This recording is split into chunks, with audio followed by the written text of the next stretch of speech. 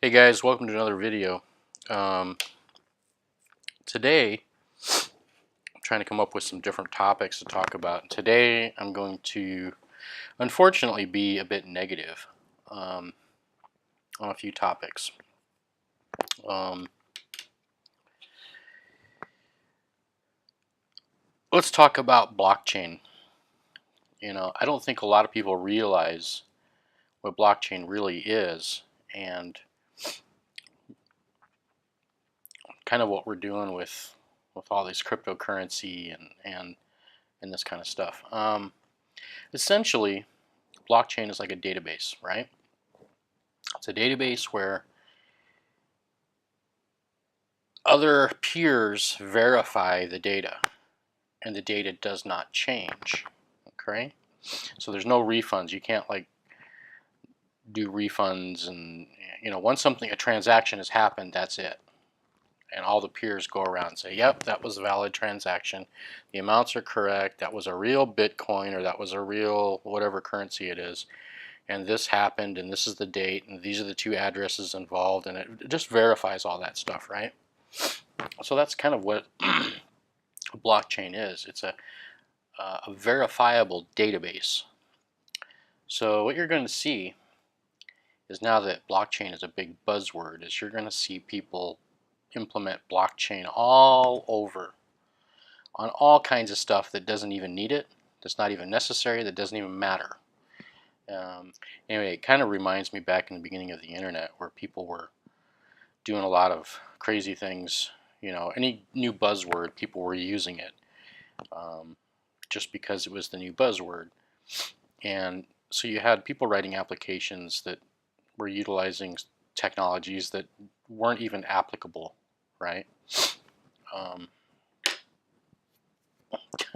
I remember the whole AOL thing.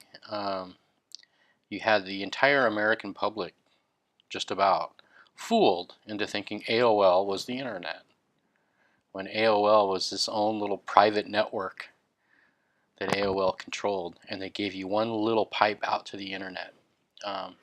But they controlled this whole ecosystem, and everybody thought that was the internet. At any rate, but that's blockchain, right? It's just a database that verifies the authenticity. And why is it important with cryptocurrency? Well, when you have a digital token, and you want to verify that this is a real token, it's not something somebody hacked and created or made up, a string of numbers and said, hey, this is a token, you know. So there's math behind it that does all this and verifies it. Same with the transactions. So that's what all is really being done here. It's trying to verify that this thing happened and that this is legit. So you're having a lot of companies going to use the blockchain for things that maybe they shouldn't. And you have a lot of people talking about decentralization, okay? And you hear about that a lot. Decentralize all this stuff. You have a lot of people that, libertarians mostly, that they want to decentralize everything, and that sounds good in some respects. Until, I don't know, you think about this a while, and this has happened to me. I've been outside the country for 3 months now, a little longer, going on closer to 4 months, and I've been staying at a lot of different places. Airbnb.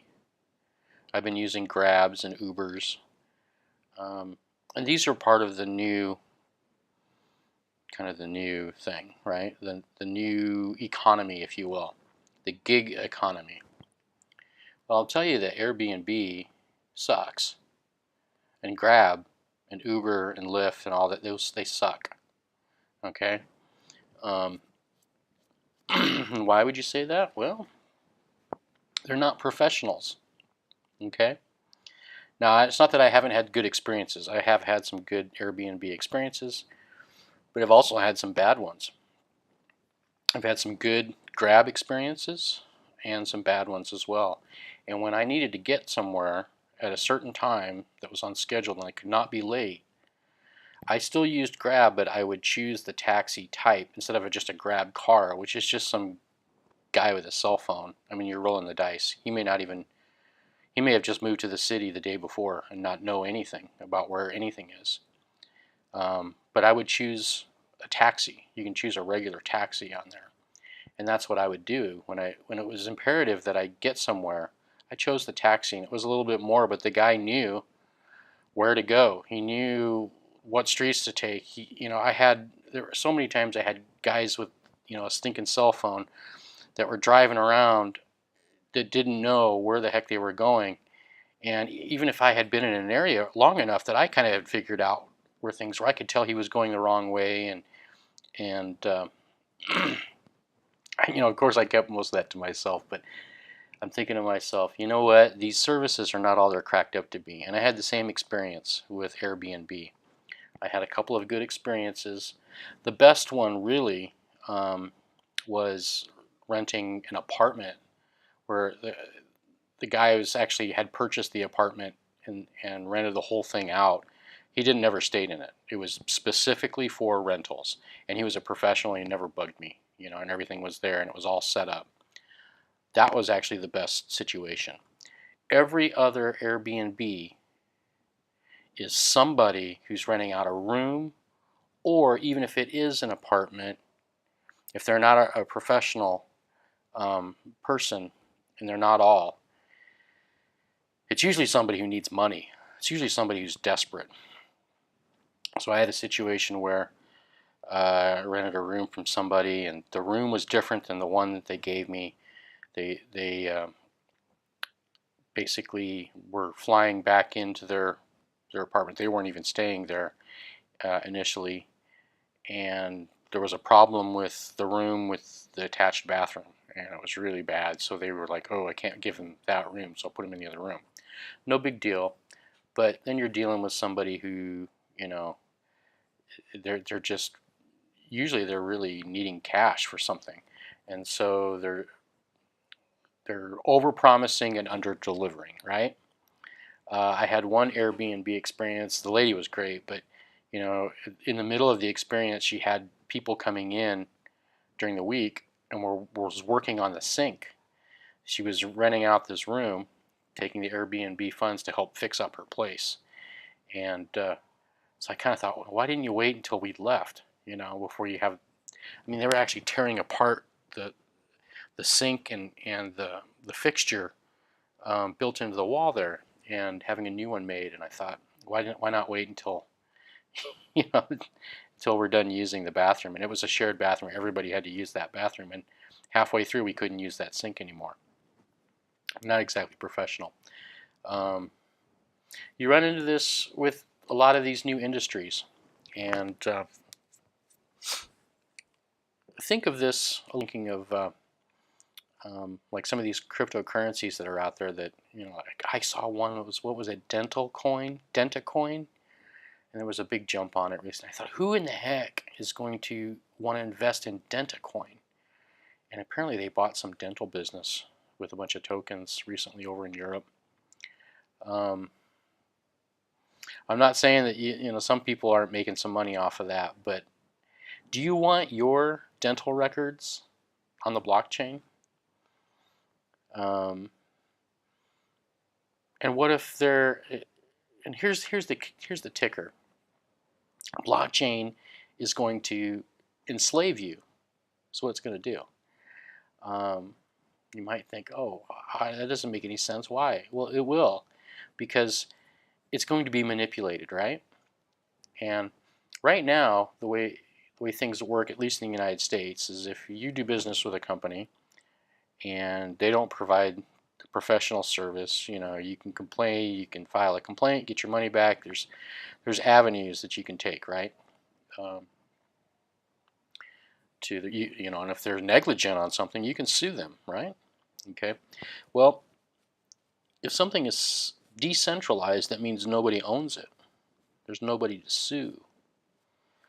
What if that information about your dental records or whatever records you put out there are incorrect, or your identity is stolen?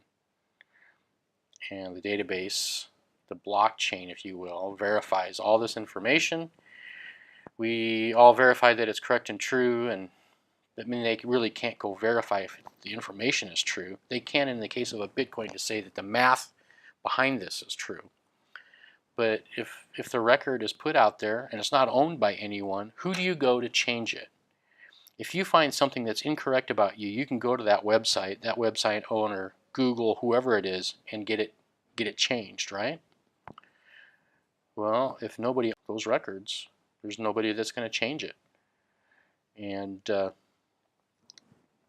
that's what we're a little bit worried about, this decentralized thing. This owner, I like the idea of decentralized. If I can build something that's decentralized, that I can leverage as a business, okay? I've got this, whatever piece of my business, a little part of it, a process within my business, and I'm going to decentralize that if I can, and try and tap into it and utilize it, yet keep it at a separate distance from me so that I can't get sued for anything. I'm going to do that. I'm absolutely going to do that. You're essentially trying to get the same amount of money, same kind of, you're trying to get even more income, but you're trying to remove risk from your business, right? And I don't care if your information's right. I mean, I personally wouldn't do that to somebody, but what business is going to care if your information is right? They'd just soon take that information and resell it. It's out on the blockchain. Now somebody's going to mine it without your permission. Who are you going to sue, right? Who can you sue? So the more I think about the whole blockchain thing, the more I'm a little more wary of this. Kind of goes back to this gig economy. You have no professionals. You know, people used to say that, oh, well, there's so many different industries that could be disrupted by this, and that's true. But if there's no one there to provide a service, like now, I'm in a hotel now, and it's great. It costs more than Airbnb, that's for sure. But you know, I don't have to dink around with a broken sink or no toilet paper or a host that. Well, the last place I was at, I was told before I even booked, I said, I have to have Wi-Fi. This is imperative. So I want to make sure your Wi-Fi is good before I book. Oh yeah, we got great Wi-Fi and da da da da. You know, yeah, book, come on. You know, okay. So I book. Guess what? No Wi-Fi. There's no Wi-Fi at all. The SIM card wasn't there. They had a device, but it didn't work. Oh, we'll send someone over to get the Wi-Fi. And then 2 hours later, the power goes out. You know, it's 90 some degrees in Southeast Asia, and the power of the unit goes out. And I'm just like, I'm not dealing with this. And then, of course, I didn't even think I was going to get a refund, but luckily I did. But then I got a bad review, and I was like, I I asked in advance about the Wi-Fi, and you know, what am I going to do? Stay in a box, you know, that's 90 some degrees with no power. And the lady wasn't professional at all, leaving me bad reviews when it's her place that's the mess, you know, messed up. So the whole new economy thing, it's kind of like it's going to happen still. People are going to try this. I'm not saying that this is, you know, not going to happen, because it will, because that's where I'm not, you know, no one person or even a group of people standing up and saying, hey, this isn't right, are going to stop this. People are going to learn to leverage this new way of doing things. And so your level of service is going to go down. Your prices might go down for things too, but there'll be no one middleman, there'll be no one to sue. And eventually, I think what that leads to is the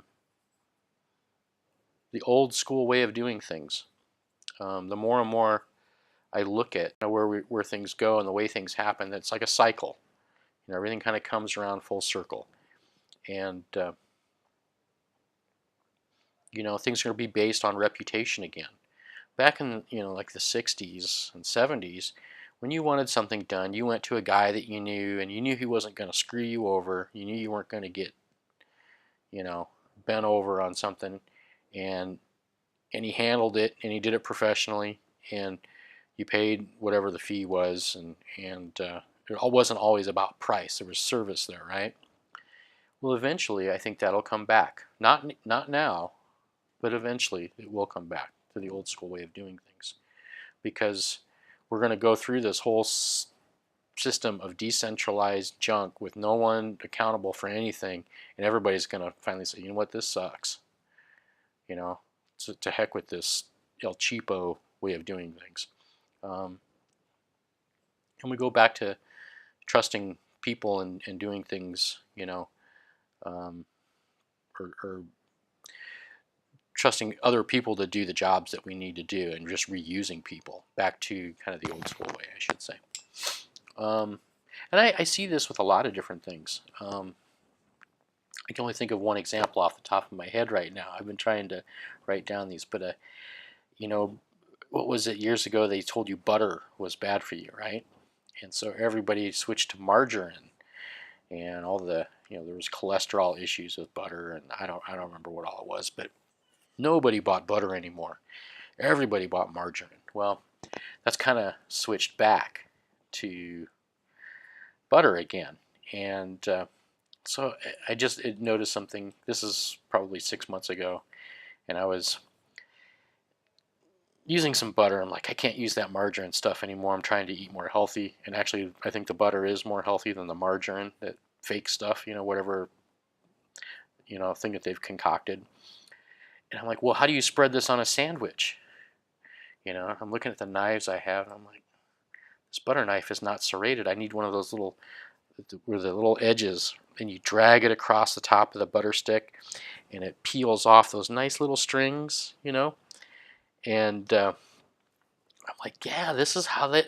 This is why a butter knife has this. This is the old way of doing it. And you butter your bread with this, not with that super soft margarine stuff, you know.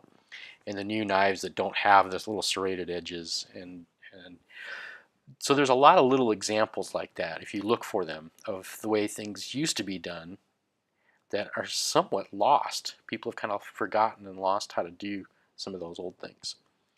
And I think eventually we're going to come back to some of those things.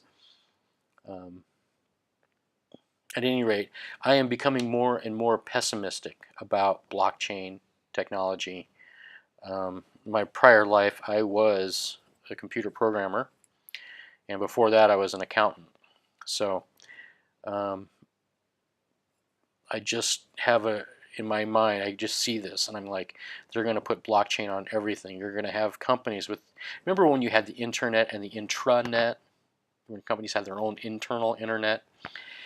They're going to do the same thing. They're going to have their own internal blockchain, and the database is going to be slow, and there's no tools for actually searching or indexing the blockchain.